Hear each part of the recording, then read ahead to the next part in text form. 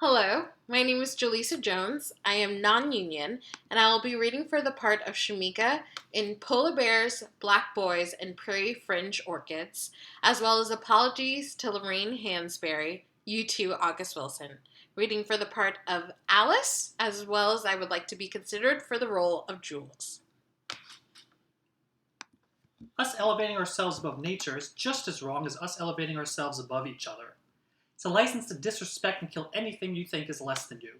That's what those cops did on a Harlem playground.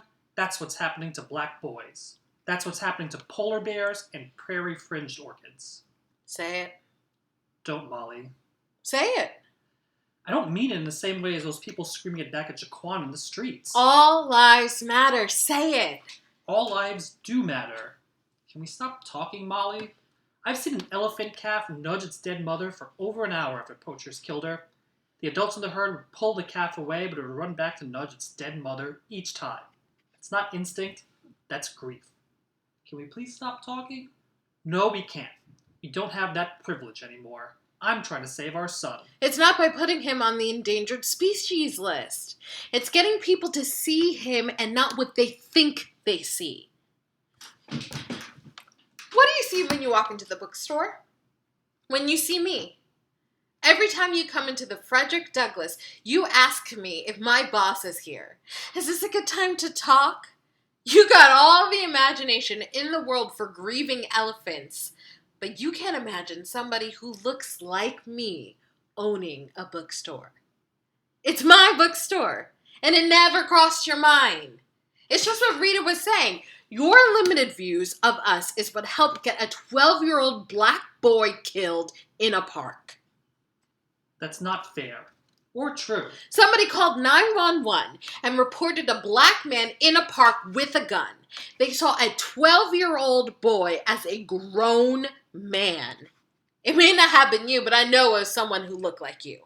Someone who isn't living in Harlem, but living in Soho, along with fruits and vegetables and Shake Shack. Your white bias has moved into our neighborhood, too.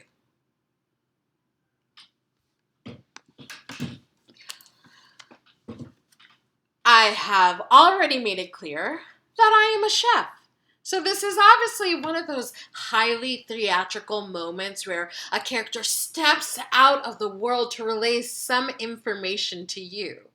And if it wasn't obvious, luckily, I have stated it in plainly. Just so we're all on the same page, why do it this way and not neatly tucked into the world of the play? Maybe some highly intense dialogue. Well, because y'all don't listen. Y'all like to pretend like you missed it. So here I am in a tweed jacket giving you more exposition. I know it's exposition. You know it's exposition. But here we are. I believe in your programs, there's a blank page where you could take notes. Ooh, it's not my fault you didn't think of bringing a pencil to a play. How are you going to write notes in your programs? How are you going to get my autograph? Ready? So our histories are similar. In the beginning, Christopher Columbus still sailed the ocean blue, although it's important that y'all know he never actually stepped foot in the United States. So I don't know why we're obsessed with including him in our history books, but leave out, I don't know, the Chinese Exclusion Act of 1882, which totally happened in the United States. Anyway, so slavery still happened. Thanks for that. No, I haven't forgotten or forgiven. But here's where it gets tricky. Abraham Lincoln ran against Frederick Douglass, who was pretending to be a white man. Frederick Douglass won and became the 16th president of the United States. He wrote it into law that all slaves were freed, point blank, and should be paid for their labor. Well, as you can imagine, people didn't like that, so the Civil War happened, the North won, and the slaves were freed and given 40 acres and a mule. Well, sorta. Frederick Douglass wrote a law that said all slaves were entitled to 40 acres and a mule, but Congress pushed back because there wasn't enough land.